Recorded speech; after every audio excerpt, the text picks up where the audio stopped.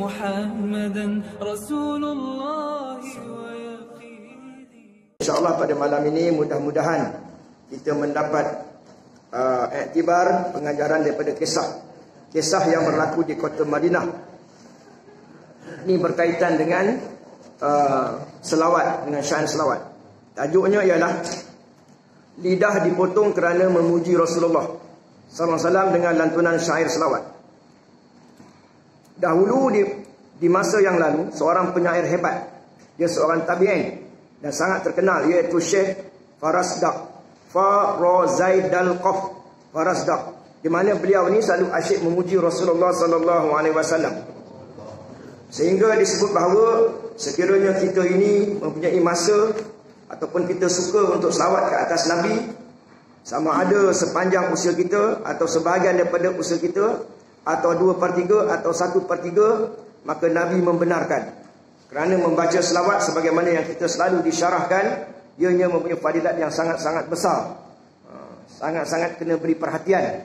Jadi kalau yang sebelum ni kita kurang selawat, marilah kita berazam sempena dengan 1442 Hijrah ini, kelahiran Nabi, kita suka dengan berselawat. Jadi Farasdak ni dia asyik memuji Rasulullah sallallahu alaihi wasallam. Beliau ni mempunyai kebiasaan melakukan ibadah haji setiap tahun. Jadi nama dia sebenar ialah Hammam bin Khalid bin Sa'sa'ah bin Najiyah, kabilah daripada At-Tamimi. Lahir pada 38 Hijrah, dia adalah tabi'in. Suatu waktu ketika beliau melakukan ibadah haji, kemudian datang berziarah ke makam Rasulullah sallallahu alaihi wasallam dan membaca qasidah di makam baginda. Baca qasidah, selawat, memuji-muji, doa. Apa makna selawat? Selawat tu maknanya doa atau pujian. Ya. Innallaha wa malaikatahu yusalluna 'alan nabi ya ayyuhallazina amanu sallu 'alaihi wa sallimu taslima. Dalam surah Al-Ahzab ayat 56. Sesungguhnya Allah itu menselawatkan ke atas Nabi, yakni menurunkan rahmat. Adapun malaikat tadi, malaikat pun juga, malaikat itu berdoa. Adapun kita yang selawat atas Nabi, maksudnya kita berdoa minta. Kita berdoa minta kepada Allah Subhanahu Wa Taala semoga dilimpahkan rahmat kepada baginda Rasulullah sallallahu alaihi wasallam. Itu makna selawat. Jadi setelah membaca qasidah tadi, jadi ada orang yang dia ni tak suka, fobia. Dia anggap lebih-lebih. Ni ada ajaran yang macam ni di Malaysia ni. Dia orang anggap selawat ni memuji lebih-lebih pula dah. Sebenarnya sebanyak mana pun kita selawat atas Nabi tak cukup. Sebab jasa Nabi ni paling besar.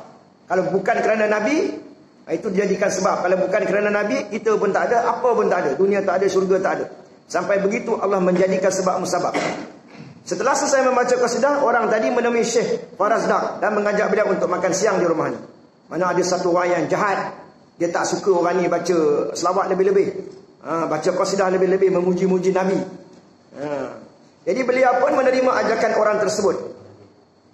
Dia pergilah, pergi ke ajakan tadi, orang tersebut tadi. Dan setelah berjalan jauh hingga keluar dari Madinah Al-Munawwarah, sampailah keduanya di rumah yang dituju. Sesampainya di dalam rumah, orang tersebut memegang Syekh Farasdak. Syekh Farasdak,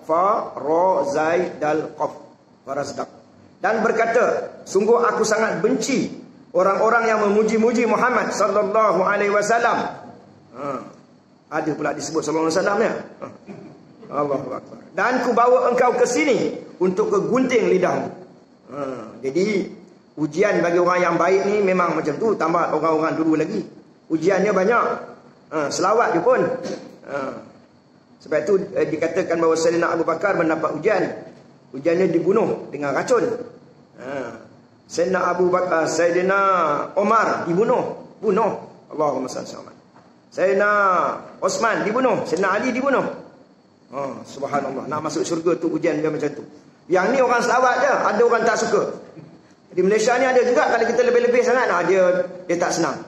Ini orang macam ni, orang yang sebenarnya dia kata dia cinta agama, dia membenci agama. Sampai Maulid Rasul pun tak boleh sambut. Sambut hari jadi anak dia, isteri dia, mak ayah dia boleh. Sambut hari jadi Nabi, orang yang paling berjasa, tak boleh pula. Ni dah tersebar di Malaysia ni ajaran ni. Hadis sahih, hadis hasan kono-kononya.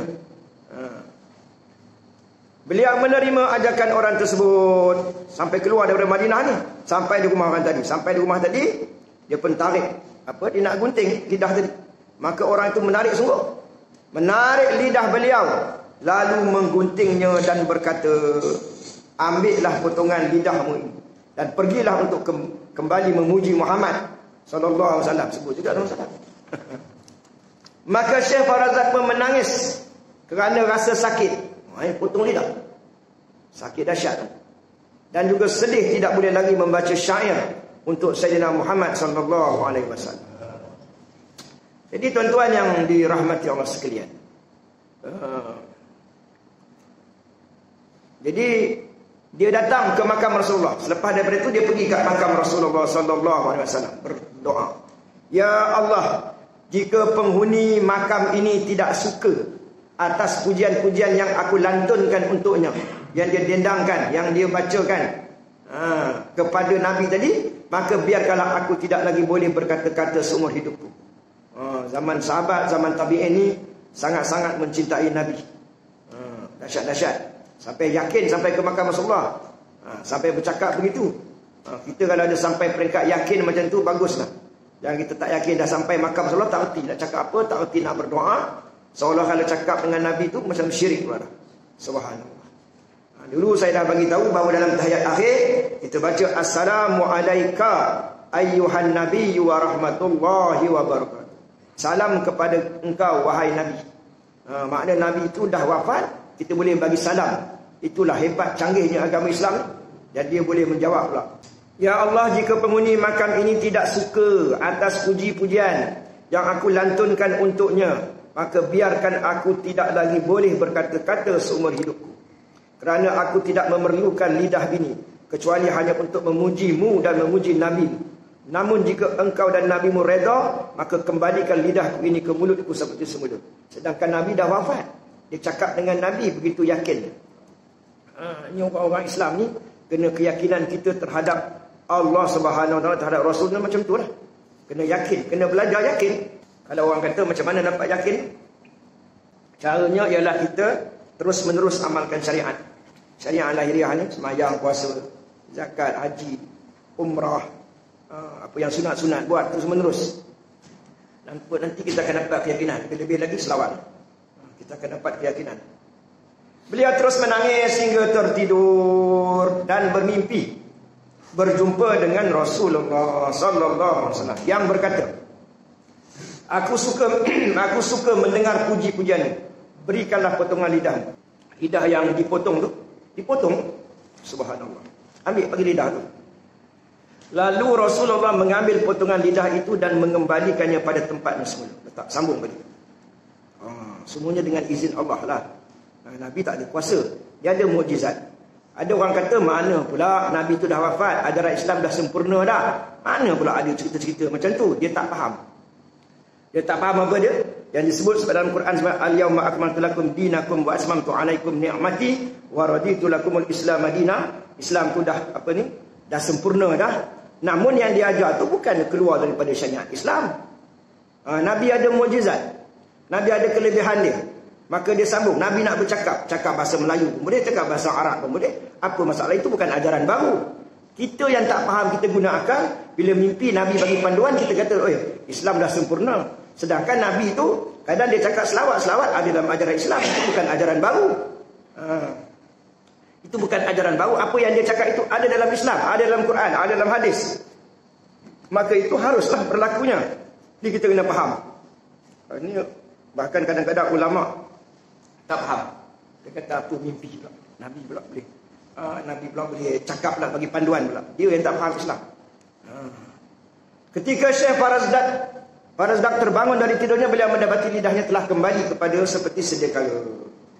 Maka beliau pun bertambah dahsyat, terlagi-lagi memuji Rasulullah sallallahu alaihi wasallam. Puji lagi banyak, selawat lagi banyak. Hingga di tahun selanjutnya, dia lagi cerita tak habis ni. Hingga di tahun selanjutnya beliau datang lagi menziarahi Rasulullah dan kembali membaca puji-pujian untuk Rasulullah. Kita bukan mendewa-dewakan Rasulullah, bukan kita berlebih-lebih. Korang ada. Sebab itu Nabi kata kalau sepenuh masa kamu tak selawat pun boleh, tak ada salah. Jadi tidak meninggalkan yang wajib lah. Dan di saat itu datanglah seorang yang masih muda. Orang lain pula datang. Dan gagah serta berwajah cerah menemui beliau dan mengajak beliau untuk makan siang di rumahnya. Ini nak jadi macam cerita dulu tak? Ajak beliau makan di siang rumahnya.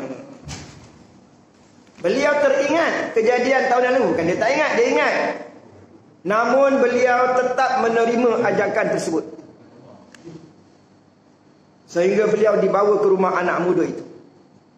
Sesampai di rumah anak muda itu, beliau dapati rumah itu adalah rumah yang dulu. Rumah yang dulu. Ni yang suspend. Rumah yang dulu yang pernah beliau datangi, lalu lidah beliau dipotong. Yang dulu tu. Anak muda itu pun meminta beliau untuk masuk ke dalam.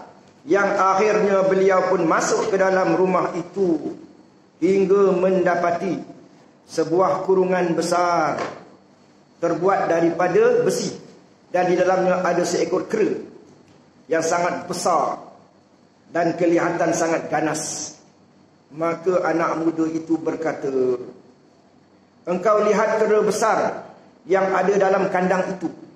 Dia adalah ayahku yang dahulu telah menggunting lidahmu.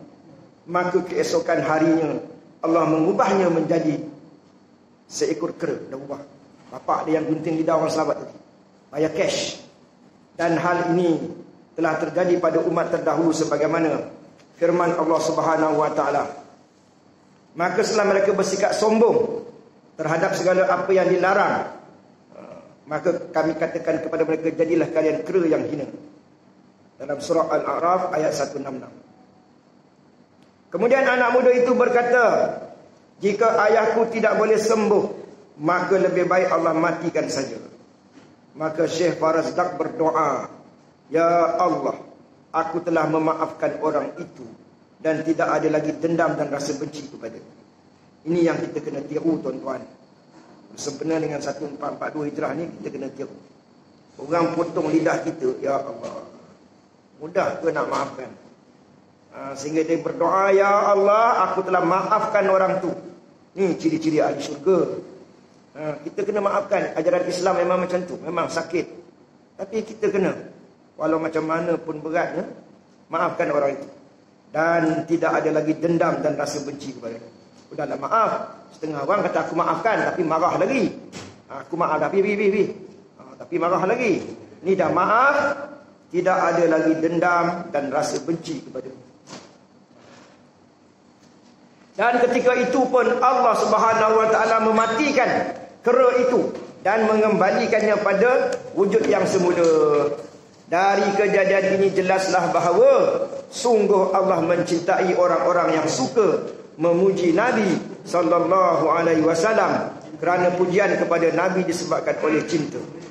Jadi Allahumma salli ala sayyidina. Jadi daripada cerita ini kita dapat beberapa pengajaran yang penting. Apa dia?